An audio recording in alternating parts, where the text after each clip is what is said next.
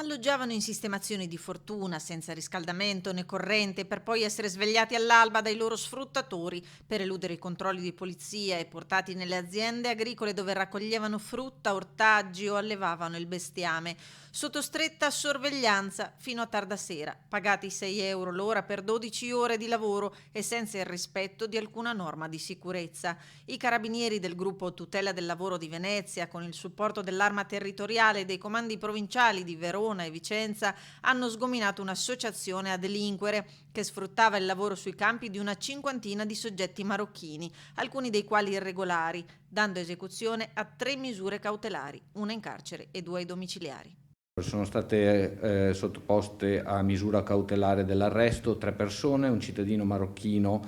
titolare di una cooperativa sociale che reclutava ed impiegava i suoi concittadini nelle aree del lavoro